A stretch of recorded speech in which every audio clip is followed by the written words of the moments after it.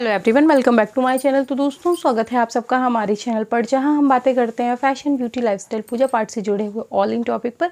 और मैं आपके साथ शेयर करती हूं अपने लाइफ का एक्सपीरियंस। तो फ्रेंड्स, हरे कृष्णा, राधे राधे। कैसे हैं आप सब? आशा करती हूँ आप सभी लोग अच्छे होंगे। मैं भी बिल्कुल ठीक हूँ। और आज का वीडियो जो है वो आमलिका एकादशी पर है। कुछ लोग उसे रंगभरी ग्यारस भी कहते हैं। आंवला एकादशी जो है वो आपको पूजा विधि बताने जा रही हूँ, कैसे आपको पूजा करनी है, क्या इसका शुभ मुहूर्त है, किस मुहूर्त में आपको पारण करना है, कब आपको व्रत करना है। ये एकादशी आती कब है? तो ये एकादशी फागुन मास के शुक्ल पक्ष की एकादशी को कहते हैं। दो पक्ष होते हैं, कृष्ण पक्ष और शुक्ल पक्ष। तो ये शुक्ल पक्ष में आती है। अब हम बात करते हैं पूजा विधि की। जैसे कि आप नाम से जान रहे हैं, आंवला एकादशी। आंवले का बहुत महत्व होता है श्री हरि विष्णु जी के लिए, और ये पेड़ उन्हें उतना ही प्रिय है जितना माता लक्ष्मी। आंवले का महत्व बहुत है। इस दिन आपको पूजा कैसे करनी है? आपने सुबह उठ जाना है। दसवीं की ही तिथि से एकादशी के व्रतों के नियम का जो है वो पालन होता है। आपको सुबह में उठ जाना है, स्नान आदि करके मंदिर में आ जाना है, मंदिर की साफ सफाई कर लेनी है। कोशिश करके पीले रंग के या हरे रंग के वस्त्र धारण करें, चूँकि ये आंवला एकादशी है। या तो हरे रंग का वस्त्र धारण करें या पीले रंग का। और उसके बाद आप जो है मंदिर की साफ सफाई करके अपने व्रत का संकल्प करें, शुद्धिकरण करके, आचमनी करके अपने व्रत का शुद्धिकरण करके संकल्प लें। एकादशी व्रत का संकल्प आपको हर एकादशी को लेना होता है। ऐसा नहीं कि आपने एक बार ले लिया, हम 12 एकादशी का व्रत करेंगे फिर हर एकादशी को नहीं लेंगे। आपने हर एकादशी को संकल्प लेना ही होता है। तो आप संकल्प लेके चौकी पर कलश की स्थापना करके श्री हरि विष्णु को स्थापित करके, और कोशिश करके कि एक आंवले का वृक्ष भी नज़दीक रख लें। आप चाहें तो एक दिन पहले बाजार से खरीद के ला सकते हैं अगर घर में नहीं है, और है तो बहुत अच्छी बात है। जैसे मैंने अपने घर में पूजा के लिए हमेशा लगा रखा है। पंच पेड़ की पूजा हमारे घर में रोज़ होती है। मैंने ये वीडियो भी शेयर किया है कि कौन से वो पंच पेड़ महत्वपूर्ण हैं जो हमें लगाने ही चाहिए घर में, और जिनकी प्रतिदिन पूजा होती रहनी चाहिए। आप आंवले का पेड़ अगर नहीं है तो छोटा सा ले आइए, 20, 25, 30 रुपए का आ जाता है, और है तो घर में ही जो है उनकी पूजा करिए विध विधान से। जिस प्रकार से आप श्री हरि विष्णु जी को पंचामृत से स्नान कराएंगे, फिर आप उन्हें वस्त्र धारण कराएंगे, फिर आप उनको तिलक लगाएंगे चंदन का, आप पीले रंग के पुष्प अर्पित करेंगे, पीले रंग का भोग अर्पित करेंगे, और भोग में इस दिन आंवला आवश्यक है।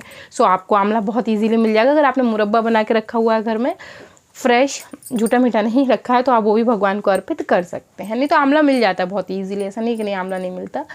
तो आप इस तरीके से भगवान श्री हरि विष्णु का पूजन कर लीजिएगा। सर्वप्रथम गणेश जी का पूजन कर लीजिएगा, फिर भगवान विष्णु का पूजन करके, कलश का पूजन करके, और दीप को प्रज्वलित कर लीजिएगा। इस दिन आप चाहें तो दीप इस प्रकार का जला सकते हैं जो कि सुबह से शुरू हो और रात्रि तक जलता रहे। इसके बाद आपको करना है जो आंवला वृक्ष है उसका पूजन। आपको उनको दूध और जल से सींचना है। सींचने के बाद आपको उनको पीले रंग का आप कलावा अर्पित कर दें, जनेऊ अर्पित करें, श्री विष्णु जी को भी अर्पित करिएगा, और चंदन लगाइएगा, कुमकुम लगाइएगा, तिल अर्पित करके विधि विधान से उनकी भी पूजन करिएगा। श्री हरि विष्णु जी की आरती कर लीजिएगा। विष्णु सहस्त्र नाम का पाठ कर सकते हैं, विष्णु जी के किसी भी मंत्र का जप कर सकते हैं। इस एकादशी का व्रत करने से आपको मोक्ष की प्राप्ति होती है। स्वर्ग के द्वार आपके लिए सदैव खुल जाते हैं, यहाँ तक कि विष्णु धाम के द्वार भी आपके लिए खुल जाते हैं। इस एकादशी का व्रत विधान से करने से आपके समस्त पाप जो है वो नष्ट हो जाते हैं। और हम चूँकि मानव हैं, प्रतिदिन कोई ना कोई नया कर्म और पाप करते ही रहते हैं। ये संभव ही नहीं है कि नहीं मुझसे होते रहते होंगे, संभव ही नहीं कि नहीं किसी से नहीं होते। सबसे, मानव जाति है तो बिल्कुल संभव है कि पाप तो हम रोज ही करते हैं, कुछ ना कुछ तो ज़रूर ही तिकड़म करते रहते हैं।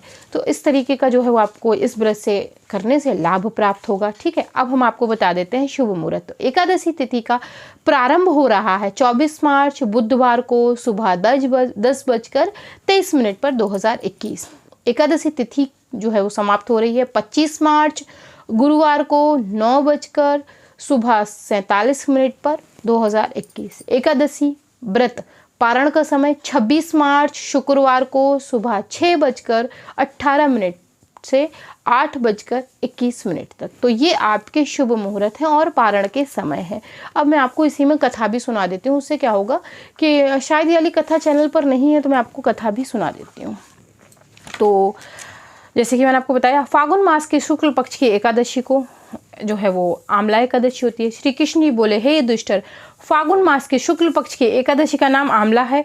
एक समय वशिष्ठ मुनि से मंदात राजा ने पूछा, समस्त पापों का नाश करने वाला कौन सा व्रत है? वशिष्ठ जी बोले, पौराणिक इतिहास कहता हूँ एक वैश्य नाम की नगरी में चंद्रवंशी राजा चेत था नाम का राजा करता था।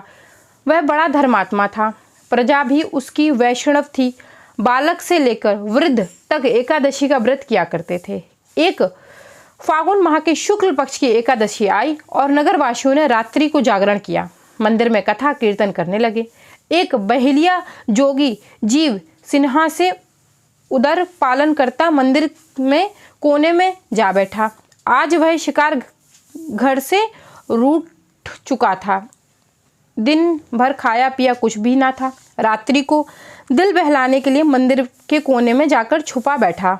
वहाँ विष्णु भगवान की कथा तथा एकादशी व्रत का महात्म सुना रात्रि व्यतीत हो गई। प्रातःकाल घर को चला गया। जब भोजन पाया तो उसकी मृत्यु हो गई। आमला एकादशी के प्रभाव से उसका जन्म राजा विदुरथ के घर हुआ। नाम उसका वशुरथ प्रसिद्ध हुआ। राजा वशुरथ सत्यव्रत, दान, भक्ति इत्यादि शुभ गुण रखता था। प्रजा भी इसी की धर्मात्मा थी। एक दिन राजा वन विहार करने गया और दिशा का ज्ञान ना रहा तो स्वयं को पागल समझकर एक वृक्ष के नीचे सो गया। आज राजा ने आमला एकादशी का व्रत कर रखा था। सोते समय भगवान का ध्यान लगाकर सोया था। इधर मलेच्छों ने राजा को अकेला देख मलेच्छों के संबंधियों को किसी कारण से राजा ने दंड दिया था। इसी कारण उसे मारने आए। उस समय राजा के शरीर से एक सुंदर कन्या उत्पन्न हुई। यह आमला एकादशी के प्रभाव से उत्पन्न हुई। कालिका के समान अट अट करके उसने खप्पर फिराया। मलेच्छों को रुधिर की भिक्षा लेकर अंतर ध्यान हो गई। राजा ने जागकर शत्रुओं को मरा हुआ देखा और आश्चर्य हुआ। मन में कहने लगा, मेरी रक्षा किसने की है? आकाशवाणी बोली, आमला एकादशी के प्रभाव से तेरी रक्षा स्वयं विष्णु भगवान ने की है। इस दिन फलहार इसमें आंवले का सागर लेना चाहिए। आंवले से बने पदार्थ एवं दूध, आलू, फल इत्यादि आप ले सकते हैं। तो ये तो थी आमला एकादशी की संपूर्ण जानकारी, जिसमें मैंने आपको कथा सुनाई, महत्व बता दिया, शुभ मुहूर्त बता दिया, पारण बता दिया।